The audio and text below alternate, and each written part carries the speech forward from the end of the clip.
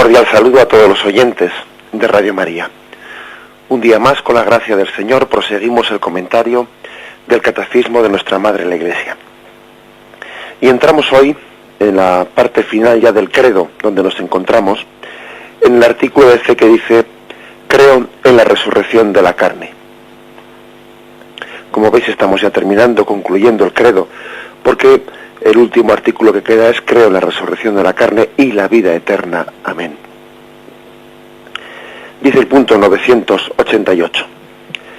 El credo cristiano, profesión de nuestra fe en Dios Padre, Hijo y Espíritu Santo, y en su acción creadora, salvadora y santificadora, culmina en la proclamación de la resurrección de los muertos al fin de los tiempos y en la vida eterna. El primer punto, pues, lo que hace es encuadrar la afirmación de que el artículo de fe de que el credo sobre la resurrección de la carne y la vida eterna son la culminación del credo. Pero de paso que lo anuncia, hace también algo muy digno de ser tomado en consideración, de interés, que es encuadra el credo en torno a la afirmación de las tres personas divinas y apropiándoles a cada una un aspecto principal, porque dice que la profesión de nuestra fe en Dios Padre, Hijo y Espíritu Santo, en su acción creadora, salvadora y santificadora. Bien, pues esos matices que hace el Catecismo, pues yo creo que se merecen un comentario. Porque el credo, como ya hemos dicho en este programa, está dividido en tres partes. La parte que hace referencia a la primera: Dios Padre, creo en Dios Todopoderoso, creador de cielo y tierra. Luego comienza: creo en Jesucristo, su único Hijo, nuestro Señor, que fue concebido por obra y gracia del Espíritu Santo, etcétera. Y luego, finalmente, creo en el Espíritu Santo, la Santa Iglesia Católica, la comunión de los santos, el perdón de los pecados. Lo que quiere decir, lo que el Catecismo resume con tres palabras: el credo en Dios Padre, sobre todo, habla de la acción creadora de Dios. El credo referido a Dios Hijo habla de la acción salvadora de Dios. Y el credo referido al Espíritu Santo habla de la acción santificadora de Dios. Dios crea y eso se le apropia especialmente a Dios Padre. Dios salva y eso se le apropia especialmente a Dios Hijo. Y Dios santifica y eso se le apropia especialmente al Espíritu Santo. Digo se le apropia porque también las otras personas divinas, ¿no?, actúan hacia el exterior de la misma forma, Porque también podemos encontrar en la Sagrada Escritura, por ejemplo, pasajes en los que habla de que Cristo también creó el mundo, pero se le apropia especialmente al Padre. Creemos en la acción creadora de Dios, creemos en la acción salvadora de Dios Hijo y creemos en la acción santificadora de Dios Espíritu Santo. Son, digamos, tres grados de la historia de la salvación. La historia de la salvación comienza en la creación. Dios comenzó salvándonos al crearnos, al hacernos pasar de la nada al ser. Dio otro paso más, ¿no?, cuando nos hizo pasar de rescatarnos de ser esclavos del pecado a ser hijos de Dios en Jesucristo, y dio otro paso más al santificarnos, es decir, al apropiarnos, al hacer nuestro, no y personal, ese tesoro de gracia ganado por Cristo en la cruz. El Espíritu Santo nos santifica con él y hace que nos lo apropiemos a través de los sacramentos, a través de la vida de gracia. Son tres escalones en la historia de la salvación: la creación de Dios Padre, la salvación de Dios Hijo y la santificación del Espíritu Santo. Y dice el Catecismo que como culminación de la historia de la salvación de este credo, bueno, pues al final se incluye en la resurrección en la carne y la vida futura. Bien, dice el punto siguiente, el 989. Creemos firmemente, y así lo esperamos, que del mismo modo que Cristo ha resucitado verdaderamente de entre los muertos y que vive para siempre. Igualmente los justos, después de su muerte, vivirán para siempre en Cristo resucitado, y que Él los resucitará en el último día. Como la suya, nuestra resurrección será obra de la Santísima Trinidad. Si el espíritu de aquel que resucitó a Jesús de entre los muertos habita en nosotros, aquel que resucitó a Jesús de entre los muertos dará también la vida a nuestros cuerpos mortales por ese espíritu que habita en nosotros. Bien, aquí hay una afirmación muy importante, la afirmación de que lo que ocurrió en Cristo es el modelo de lo que esperamos que ocurra en nosotros. Creemos firmemente, y así lo esperamos, que del mismo modo que ocurrió en Jesucristo, nosotros tenemos noticia del más allá por Jesucristo. Y lo que ocurrió en Jesucristo, eso esperamos que ocurra en nosotros. Cuando popularmente no se dice ahí con mucha ligereza, bueno, nadie ha venido del otro mundo a contarnos lo que hay allí. Se hace a veces así, pues un tipo de, formas de expresión, a veces un poco haciéndose el gracioso, ¿no? Sin incluso matizar lo que estamos diciendo. ¿Acaso Cristo no es el que nos da noticia del más allá? ¿Acaso Cristo no es el más allá en el más aquí, en el junto a nosotros? ¿Acaso Cristo no es aquel que nos ha hecho cercanos lo que nos resultaba lejano? Por eso Cristo, podemos llegar a decir que tenemos plena esperanza, que su camino es el nuestro. Cuando Cristo dice yo soy el camino, la verdad y la vida, también esa palabra camino, pues la referimos al destino de Jesucristo, ese destino de Cristo de muerte, resurrección, es camino para nosotros, es nuestro camino. Más aún la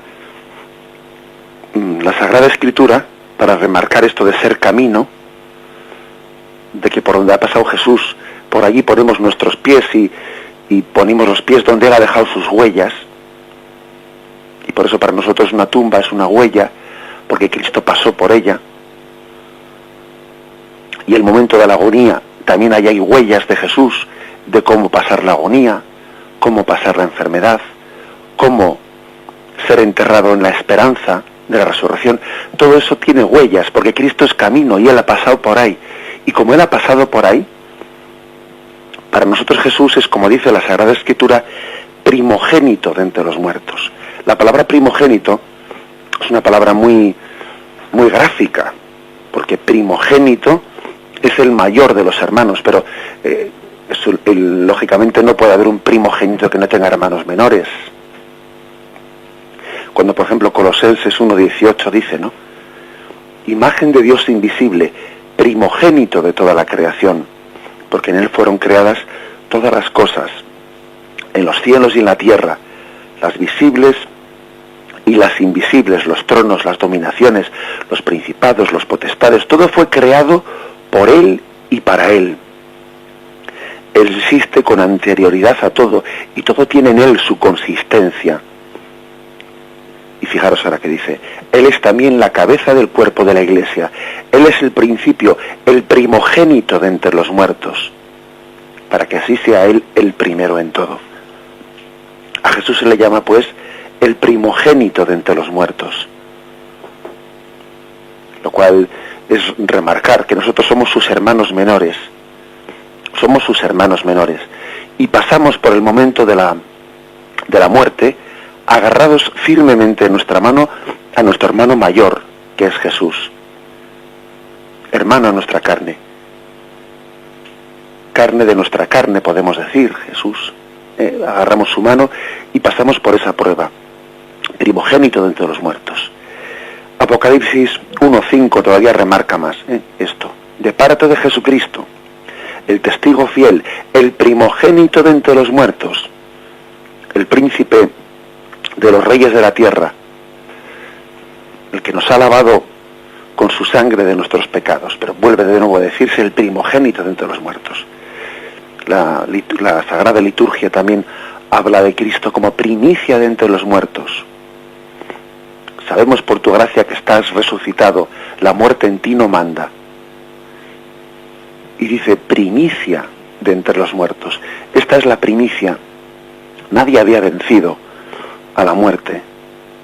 Y Cristo es la primicia. No hay una primicia si después no viene pues aquella que siga la primicia, ¿no? Pues bien, esta es la imagen hermosa. Cristo es camino para nosotros y se está realizando en él eso que es nuestro destino. Nosotros pues del más allá, ese que a veces ironizamos diciendo que está oculto, que nadie ha tenido noticia, que nadie ha venido aquí a decirnos, etcétera, etcétera, cuando a veces hace ese tipo de comentarios olvidamos que Cristo es el primogénito, primicia de entre los muertos. Es aquel que nos hace cercano ese misterio del más allá puesto junto a nosotros, dejando las huellas firmes por las que tenemos que pasar. Y bien, este punto del catecismo nos ofrece unas cuantas referencias bíblicas. Por ejemplo, la de Juan 6, versículo 39 y 40, donde dice: esta es la voluntad del que me ha enviado, que no pierda nada de lo que él me ha dado, sino que lo resucite el último día. Porque esta es la voluntad de mi Padre, que todo el que vea al Hijo y crea en él tenga vida eterna, y yo le resucite el último día. La verdad es que es difícil hablar más claro por parte de Jesús.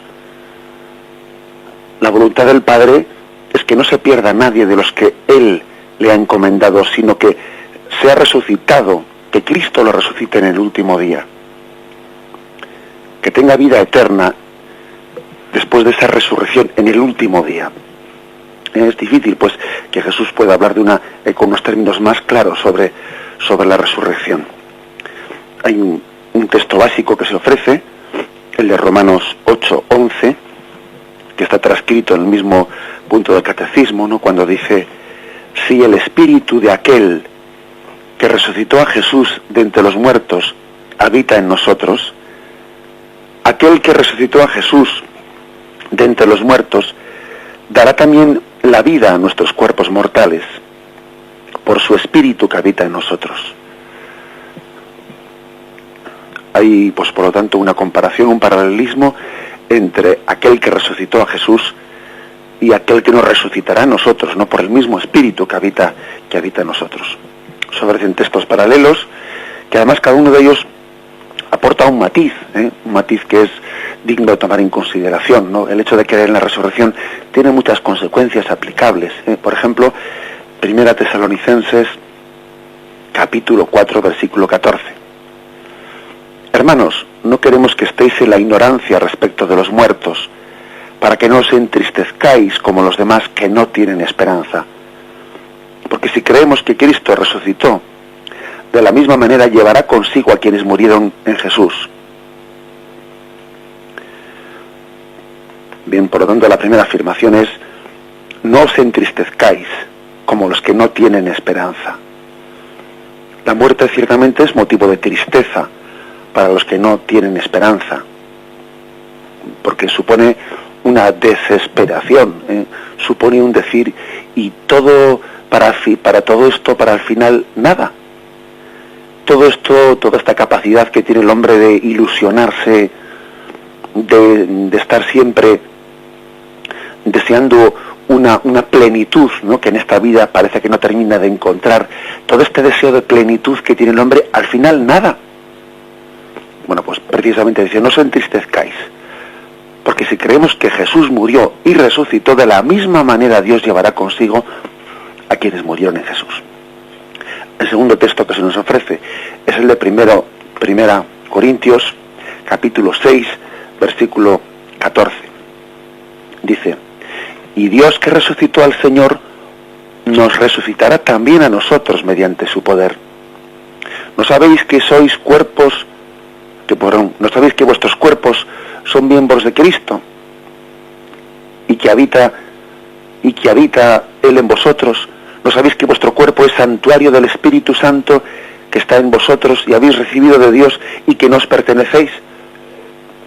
Glorificad a Dios en vuestro cuerpo. Fijaros, tal es así la fe en la resurrección que Pablo extrae la conclusión de la vida en pureza porque nuestro cuerpo está llamado a la resurrección. Glorificad a Dios en vuestro cuerpo. Cuidado con descuidar el cuerpo, ¿no? Y no vivir en un pudor y en una pureza, porque ese cuerpo está llamado a la resurrección, es templo del Espíritu Santo. Tal es así, ¿no?, que Pablo tiene fe en la resurrección de los cuerpos, que extrae consecuencias. Y una consecuencia es, ojo con entristecerse ante la muerte, ¿no? Ojo con no cuidar el cuerpo en pureza. Ojo, porque es que ese cuerpo está llamado a la resurrección. El siguiente texto es el 2 Corintios 4, versículo 14, que dice: creí, por eso hablé. También nosotros creemos y por eso hablamos, sabiendo que quien resucitó al Señor Jesús, también nos resucitará con Jesús y nos presentará ante Él juntamente con vosotros. Y todo esto para vuestro bien, a fin de que cuanto más reciban la gracia, mayor sea el agradecimiento, para gloria de Dios. Por eso no desfallecemos, aun cuando nuestro hombre exterior se vaya desmoronando, el hombre interior se va renovando de día en día. En efecto, la leve tribulación de un momento es un gran caudal de eterna gloria. Otra consecuencia, ¿no?, que extrae San Pablo. Aunque nuestro hombre exterior se vaya desmoronando, aunque aparezcan goteras por aquí y por allí, ¿no?, aunque los continuos achaques del cuerpo nos estén recordando nuestra condición mortal, aunque todos sean como pequeños avisos que Dios nos da, ¿no?, que nos dice: oye, que no estás aquí para siempre, ya te estás dando cuenta, ¿no? Aunque todo eso sea así, sabemos, dice, que quien resucitó al Señor Jesús también nos resucitará juntamente con Él. Y eso, además, esa fe convive con nuestra condición mortal y con ese irse desmoronando, como dice aquí, el hombre exterior. Sin embargo, el hombre interior se va renovando de día en día, dice aquí. Esa es la afirmación, una consecuencia que se extrae en la resurrección. La fe en la resurrección convive además con esa percepción, pues de que la condición corporal del hombre se va desgastando. Y parece que está ya como anunciando la necesidad de una renovación, ¿no? Es como cuando le hemos puesto tantos petachos al coche, que le hemos cambiado una rueda, le hemos cambiado lo otro, le hemos cambiado lo otro, le hemos cambiado lo otro, y llega un momento en que uno dice: bueno, a este coche yo ya le he hecho ya muchos petachos, ya voy necesitando coche nuevo. Coche nuevo, pues permitidme la comparación, ¿no? Pero es así, también esas goteras que se van prolongando en nuestra vida y esas continuas reparaciones, ¿no? Reparaciones en el taller que solemos tener, pues con los médicos. Bueno, al final están casi pidiendo, están casi postulando, ¿no?, el coche nuevo. Están postulando la resurrección, porque somos conscientes de que aunque se desmorone el hombre exterior, el hombre interior está con el pleno deseo expectante de la vida eterna. Y el último texto que se nos ofrece, Filipenses 3, versículos 10 y 11. Y dice Pablo, con esa forma que tiene el de hablar tan atrevida, ¿no? Pero lo que era para mí ganancia, lo he juzgado una pérdida a causa de Cristo. Y más aún, juzgo que todo es pérdida ante la sublimidad del conocimiento de Cristo Jesús, mi Señor, por quien perdí todas las cosas y las tengo por basura con tal de ganar a Cristo y ser hallado en Él, no con la justicia mía, la que viene de la ley, sino la que viene por la fe de Cristo, la justicia que viene de Dios apoyada en la fe, y conocerle a Él, el poder de su resurrección y la comunión en sus padecimientos, hasta hacerme semejante a Él en su muerte, tratando de llegar a la resurrección de entre los muertos. Bueno, fijaros como aquí dice: hacerme semejante a Cristo en la muerte, también para hacerme semejante a Él en la resurrección. Nos asemejamos a Jesús en la muerte para recibir también, ¿no?, con Él en la gloria de la resurrección. Pero lo hermoso es que dice Pablo, cómo extrae consecuencias de esta fe, ¿no?, en la resurrección, que todo lo estimo basura comparando con esto. Todo lo estimo basura, porque verdaderamente comparando con con ese momento clave, ¿no?, de la muerte y la resurrección, todo lo demás es una basura. Todo lo demás se queda aquí, ¿no? Eso por lo que nos hemos afanado, que a veces nos hemos roto la cabeza, por eso hemos pasado malos momentos y disgustos y bueno, y berrinches que nos hemos llevado, ¿no? Todo eso se queda aquí, ¿no? Todo eso lo estimo basura, con tal de ganar a Cristo. Y esa es otra consecuencia, pues, de esas claves, ¿no?, que extrae San Pablo, que a veces no basta únicamente creer en la resurrección, sino que es que luego hay que extraer consecuencias, aplicaciones prácticas. Y esta es una aplicación muy práctica, la de decir, todo lo estimo basura comparando con esto. Todo es pérdida, ¿no? Todo es algo totalmente, no digamos ya secundario, sino insignificante, ¿eh?, comparando con esta tarea, ¿no?, y con esta clave principal del sentido de la vida, que es morir con Cristo para resucitar con Él. Bien, como veis, el Catecismo nos ofrece textos básicos, ¿no?, de la Sagrada Escritura, en los que se habla claramente de la resurrección de Cristo como primogénito de entre los muertos, y especialmente ese texto de San Juan que hemos leído, en el que pues él dice Jesús que él ha venido para que no se pierda nadie, sino que él le resucite en el último día. Hecha esa afirmación, pues podemos llegar a decir, ¿no?, que la resurrección en Cristo, la resurrección en su carne, pues es algo central absolutamente en nuestra fe, y como vamos a ver en los textos, mejor dicho, los puntos del catecismo siguientes. Hacemos ahora un momento de reflexión y continuamos. Dice el punto 990. El término carne, porque fijaros que el credo dice que era la resurrección de la carne. El término carne designa al hombre en su condición de debilidad y de mortalidad. La resurrección de la carne significa que después de la muerte no habrá solamente vida del alma inmortal, sino que también nuestros cuerpos mortales volverán a tener vida. Bien, como sabéis, nuestra fe en el más allá de la muerte cree, por una parte, en la inmortalidad del alma, en esa alma que es inmortal y que se separa del cuerpo el momento de la muerte, y que recibe ya esa alma, esa retribución inmediata. Acordaros de cómo Jesús le dijo al buen ladrón, hoy estarás conmigo en el paraíso, y no le dijo, en el día final, en el último día, estarás conmigo en el paraíso. No, le dijo, hoy estarás conmigo en el paraíso. Con lo cual estaba hablando Jesús de que le daba una retribución inmediata a esa alma del buen ladrón. Pero también Jesús habla, por una parte, de la retribución inmediata, pero también, por otra parte, de la resurrección al final de los tiempos, cuando Él venga en gloria. Por lo tanto, la salvación, el don de la salvación, tiene, por una parte, una escatología, lo que se llama, ¿no?, una escatología intermedia, que es una palabra así un poco complicada, pero bueno, lo que quiere decir es una salvación intermedia, que es la retribución al alma separada del cuerpo, en lo que llamamos el juicio particular, antes de que tenga lugar la resurrección final, en la que los cuerpos se unirán a sus almas. Bien, de eso tendremos ocasión de detallarlo un poco más. Bueno, sin duda alguna el catecismo lo va a explayar, ¿no?, en los próximos días.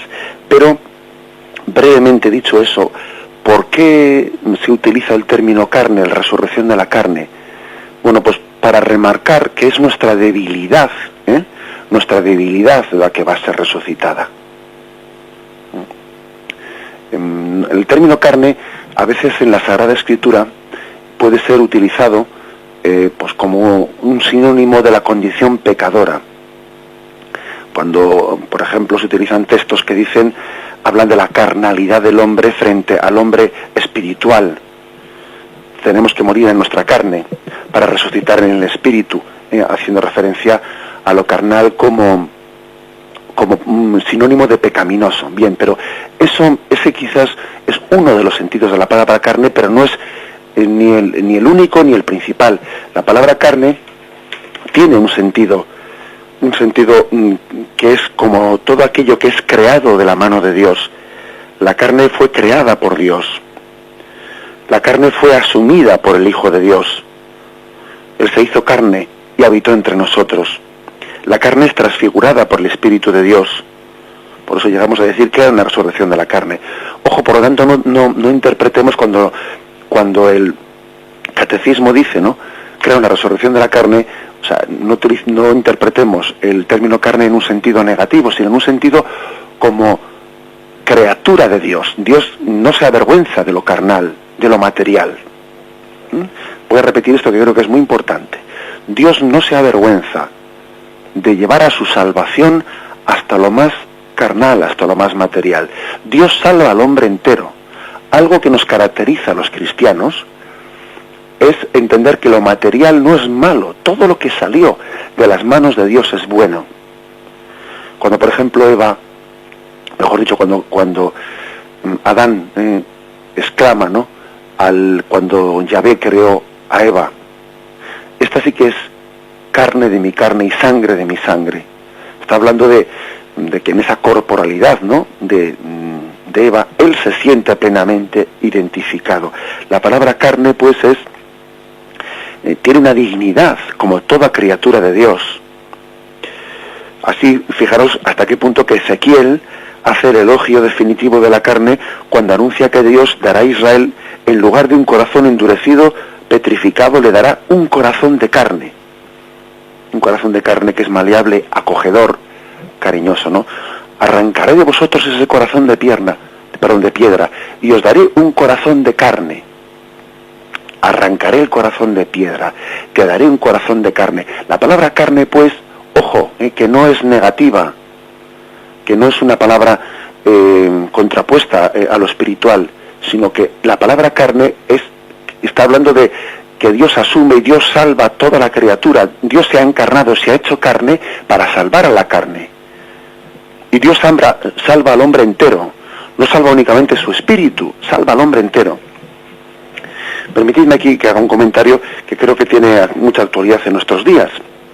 Es el comentario de cómo el cristianismo, desde los primeros siglos, pues se tuvo que enfrentar a unas tendencias, a unas primeras herejías, que se llamaron las herejías gnósticas. Las primeras herejías a las que el cristianismo se tuvo que enfrentar fueron las herejías gnósticas.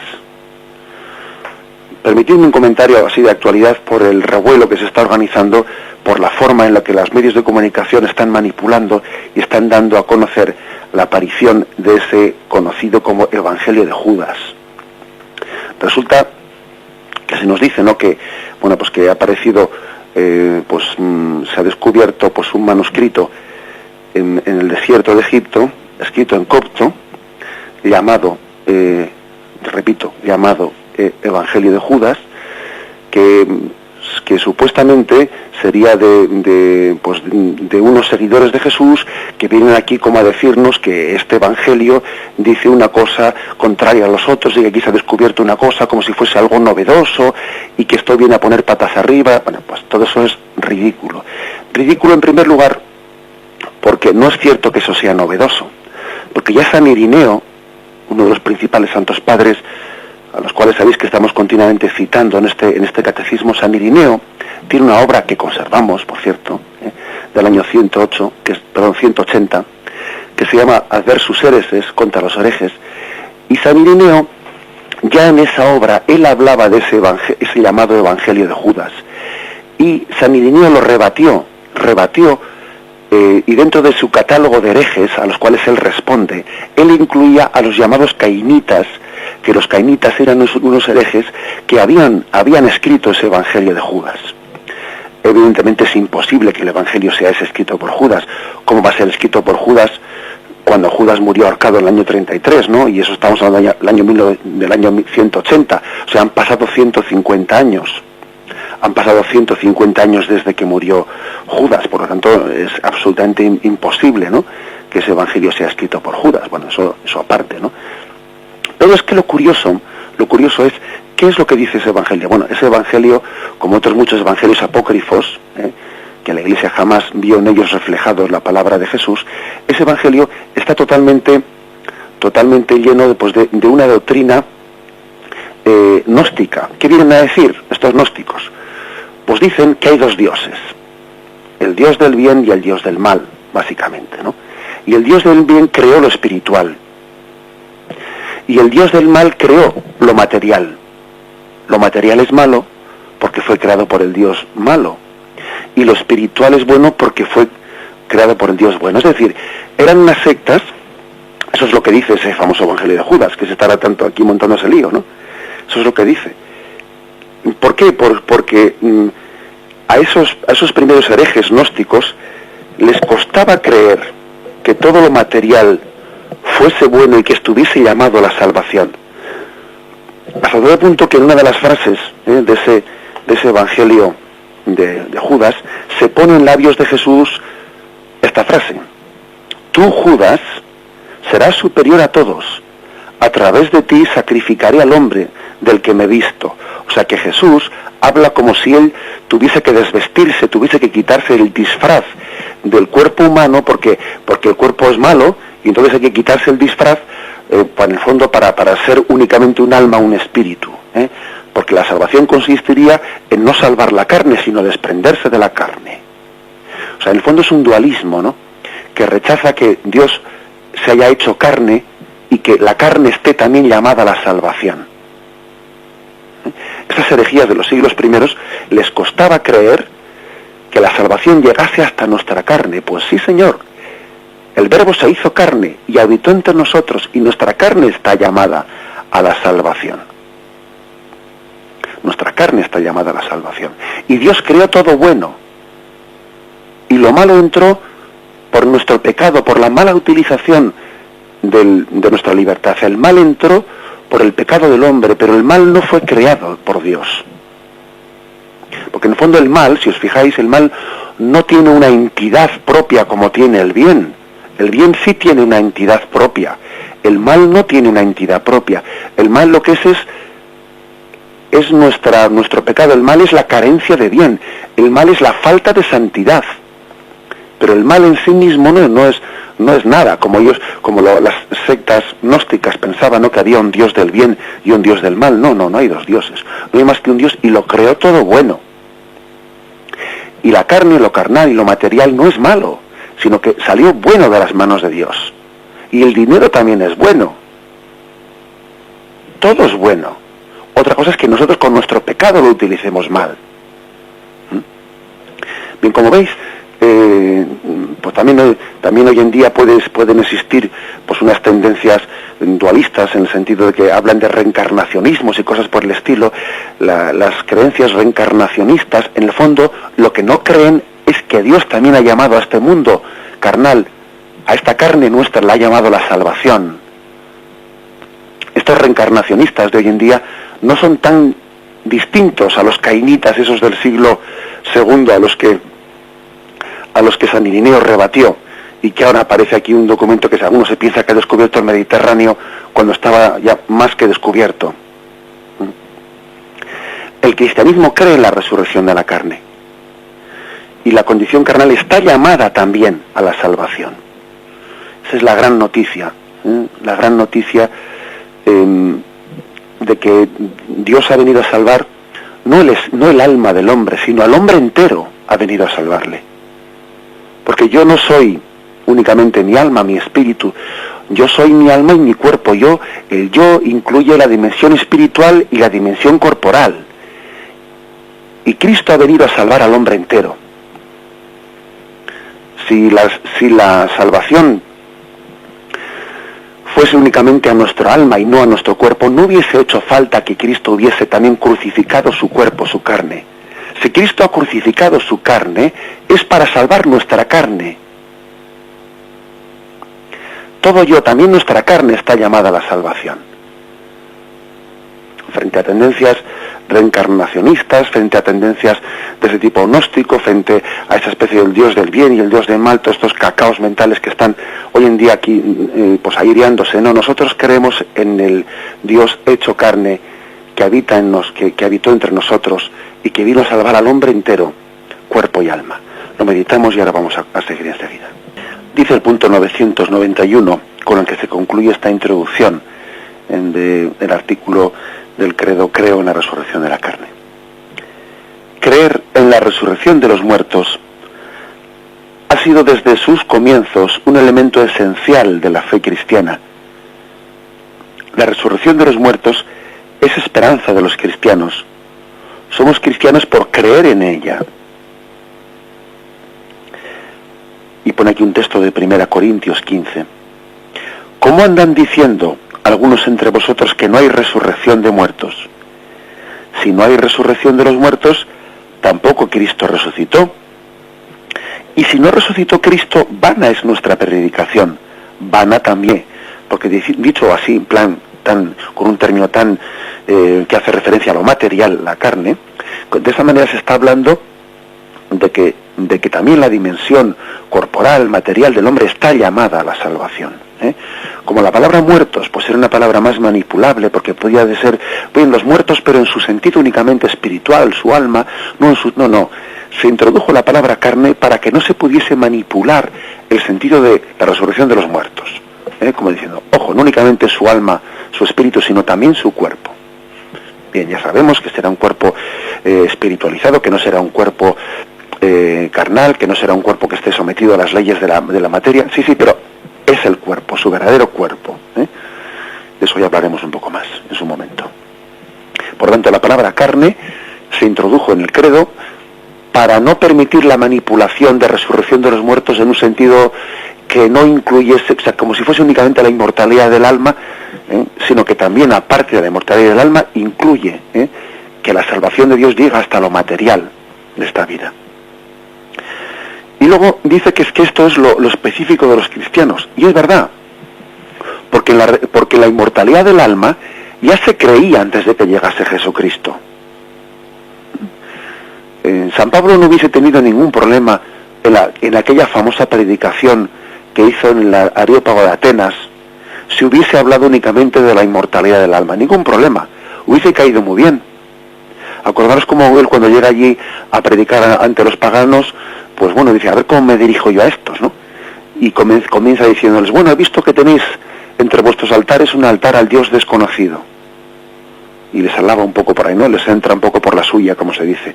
Luego pasarse con la de Pablo.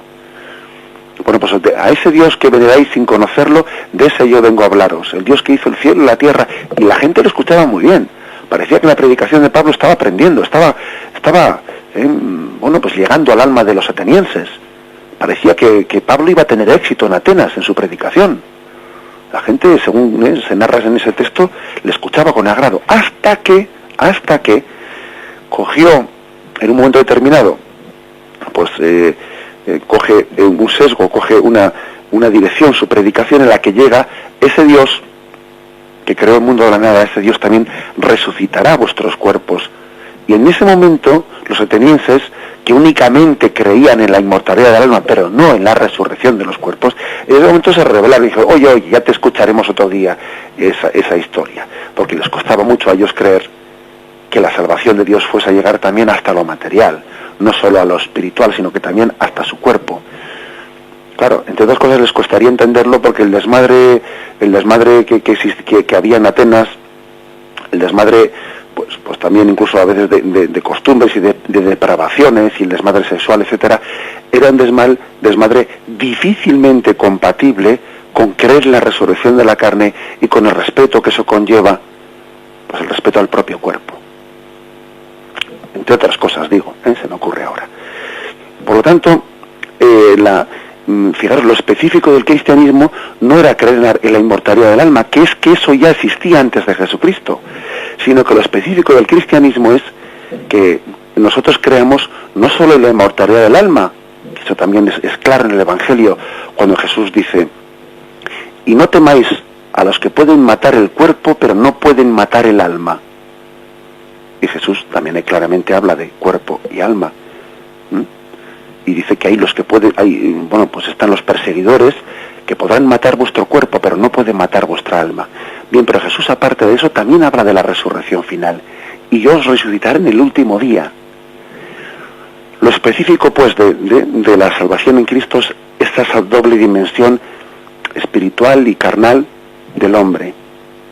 Y que no le tengamos miedo a la palabra carnal, porque el hombre es espiritual y es carnal. Carnal no en el sentido de pecaminoso, sino en el sentido de corpóreo, de concreto, ¿sí? Porque Jesús le dijo a Tomás: trae tus manos y mira mi cuerpo y mira mi costado, porque es que verdaderamente el hombre tiene una dimensión corporal de la cual Dios no se avergüenza, porque también nuestro cuerpo fue creado a imagen y semejanza de Dios, no solo nuestra alma.